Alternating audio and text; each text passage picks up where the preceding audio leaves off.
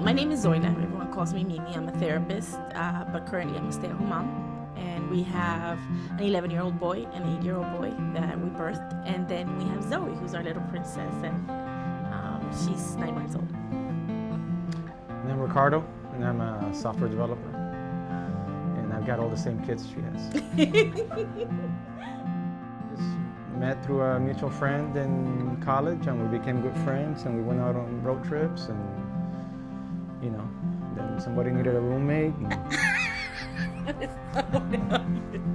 No. Well, I kind of didn't need a roommate, but we were dating by then. What are you talking about? And we used to go to St. Augustine together and do little road trips, and then suddenly I thought to myself, man, he's kind of like a cool guy. He would make a good husband. So I snatched him up. I proposed to her shortly before graduating college. He tried to create like a nice proposal at the beach, but I'm very impatient. And so he ended up proposing in our little tiny apartment living room. But the good thing about that I didn't even have a ring. She didn't let me get a ring. She couldn't wait for it. But the good thing about it was that when he proposed, our song came on the radio. That's right. Let's stay together. Yeah.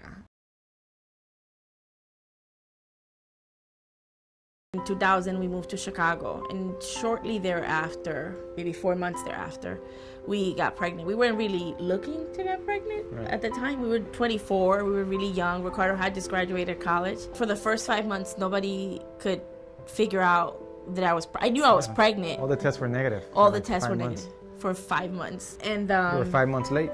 Yes. So we had Ricardo when we were 24 in 2001. Before we even got engaged, I told Ricardo that adoption was important to me. My mom's youngest sister is adopted. She's my favorite aunt. And so when I found out that she was adopted, I was probably 9. And in that instant, I was like, okay, when I grow up, I'm going to adopt a little girl. So I never really expected to have kids on my own. As a matter of fact, when I was younger, I had been told that I wouldn't be able to have kids on my own because I had endometriosis. So I just assumed that I would adopt a little girl and that would be it. And so we got 2 bonus children in there, or 2 boys. Joaquin was born 8 years ago when we moved to Florida, and I would say about maybe the year after that we began our adoption journey, I would say. And we began through fostering. And so we fostered for a good 3 years. We got a little girl, and we raised her from birth to 2 and loved her as our own. Well, I loved her as my own, and she's still my daughter, but she lives with her mom. So I often feel like a birth mom. It's really weird. I always tell people I feel like I was forced to give my child up for adoption to her birth family, which is funny. But I have a good relationship with her mother and her aunt, and I get to visit, and so at least it's nice that I get to still be in her life. And then one night I said, what did I tell you? Right before we started our journey. Well, we were getting ready because I really wasn't that ready for it. I have my retirement timeline. I kept counting the years until the boys went to college. And so, having a new baby was, going to set us back, 8 years. So we just had a conversation one time, and I knew that she really wanted it. I have my own reservations. I'm not huge on other people's babies. Mm-hmm. Like people just say, "Hey, do you want to see my baby?" Like it looks cute. Thank you. So I really wasn't convinced, entirely that I was going to be able to accept an adopted baby as much as I do the boys. But that night that we were talking about it, I just sort of said, okay, well, start looking into it. Mm-hmm. Our kids have been aware of our adoption journey for a long time. I mean, even since we were foster parents. Losing Desi was hard for them, our foster daughter. That was difficult, especially for Ricardo because he was older when she was reunified. And Jojo, on the other hand, who's our 8-year-old, was like super excited, and he wasn't thinking through it like Ricardo was. He was thinking about, oh, what if it doesn't happen, and then I'm getting excited. Jojo was just excited. My mom had a lot of the same apprehensions that I had. Maybe. Yes, because we fostered Desi, and then Desi birthed to 2, and she thinks this is gonna be my granddaughter. She's not going anywhere, right? And then she gets reunified. that was hard for her. And by that point, she was just like, I can't take it, you know? Right, she said, don't tell me anymore, just bring me a baby. She did. I told my mom, just think that Mimi's pregnant and she could miscarriage. We were matched independently, quote unquote, on our own. And unfortunately, that match was unsuccessful because it was actually a scam. It was an emotional scam. The scam, I think, was just about attention. Yes. We had forged this really close relationship with this girl, and in the end, she's telling us that she's being sex trafficked. I mean, it was just so convoluted, a story. And so I'm freaking out, and I'm thinking this girl's in danger, and she's pregnant with this baby that might be our baby. I mean, we even talked about bringing her here to live here. Yes. I mean, it was all it was just fake. It was all fake. So I finally caught on to the fact that it was fake, and I brought it up to her attention, and it all kind of fell apart at that point. And I had a really heart-to-heart with her, and she'd done this multiple times before, created Facebook profiles that weren't her pictures, and all this stuff, and it sounded like she was really vying for attention, and she had had some traumatic events in her past. I think my devastation went beyond just the fact that we had lost a child that we thought we were going to adopt. I felt like if I got lied to and I got so attached to a person that wasn't real, like how many relationships do I have like that? I think that's what it really affected me. Well, we got matched with Zoe's birth parents in March of last year. Casey and Keisha are married, and Casey has children from a previous relationship. He has 2 daughters. And then together, Casey and Keisha have a little girl who's 2, Rihanna. And then Keisha became pregnant. It wasn't a planned pregnancy. They're both on methadone treatment. He wasn't employed. Keisha was in jail. Rihanna's almost the whole beginning of her life. She told me that she chose to place her because she wasn't ready, and I truly believe that. We actually picked Keisha up at home and took her to the hospital. Ricardo ran through all the red lights. It was pretty crazy, and yeah, she was about to pop. I think the only day where I really felt concerned or reserved or whatever was that last day when they signed. Mm-hmm. And I remember that we left the hospital that morning. We went back to the hotel, and we basically just went to sleep. Mm-hmm. And we'll say, you know what, the lawyer's going to call us when they sign. Mm-hmm. We'll let that be our wake-up call. I let my wall come up a little bit, But once they call and they sign, then we just, pickaxe to a wall. Pickaxe. Went to get our baby. Yeah. What happened when I put her in your arms? And you looked at her, and she looked at you. What happened? He just melted. He doesn't even know how to say it. He melted. It was done. 100% done. And that was it. Yeah, that's it. But when we had Ricardo and Joaquin, it took them until they were actually engaged with him. Like when they started laughing at him or cooing, that's when he started to build a bond, really. When they were infants, they were just kind of like little... furniture.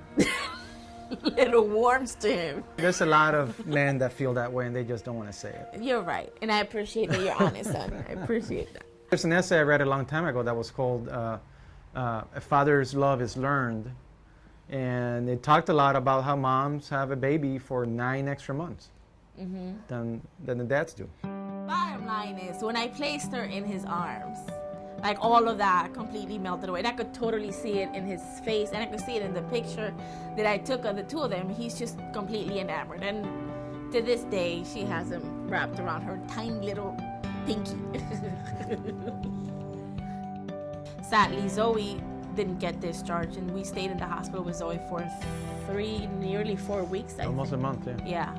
Zoe was exposed in utero to methadone, which is a drug that's used to get people that are on opioids off of the opioids. So she was going through withdrawals, and that was hard, And I think for a while there, Ricardo got pretty angry at Keisha because he felt that Keisha had put the baby through that. But Keisha came and visited once, and we picked her up, and she came and visited in the hospital, and I thought that was nice, and we got to take pictures of her very little with her because we didn't get to do that before. We were never concerned with long-term effects of the drug use because we had raised our foster daughter from birth to 2, and if any baby was exposed to crazy amounts of drugs, she was. And she was smart and healthy and beautiful and happy, So I wasn't worried about that. But Zhoe did have some kind of like lingering. Yeah, she had the tremors for a little while, the sneezing fits. You know, there are certain her mood, symptoms yeah, attached to the methadone. She was uncomfortable. That she exhibited. Yeah. You know, for the next couple of months. For at least 3 months, I would say. After she was 3 months old, and lately I don't see any effects other than she goes through these sneezing fits sometimes that I think I tie back to that, and that's really all I can. That's the only thing I can think of, right? Yeah, she's perfectly healthy. I always liken her to the sun, and we're the little planets around her, because that's kind of how it is. We're, you know, she's the baby and she's the little girl and she's so cute, and so they just love her and she adores them. Like when they come home from school and she sees them, she just, you know, she gets so excited and they get so excited. So they're really helpful and they love her very much. We all love her very much. So our relationship with the birth parents, you know, I'm concerned about having it be too close because I like my boundaries. Mostly I just defer to her judgment as to how she wants to grow their relationship. Well, I think that for me it was always important that I have an open adoption. The fact that they are biologically related and brought, you know, our daughter into the world makes them a part of my family. So it's really, I'm getting emotional, but it's really important to me that we have a relationship. So I feel like I worked really, really, really hard, and I continue to work really, really, really hard to make sure that we forge that type of relationship. We had a meeting with them in December, where Zhoe and I went up to Jacksonville to visit them. The one thing that comes up a lot, as far as advice to parents who are looking to adopt, if as a prospective adoptive parent you feel rushed, you know, by an agency or by a lawyer into making a decision right now, you're not buying a car. Mm-hmm. You know, you're committing your life to a child. It's got to feel right.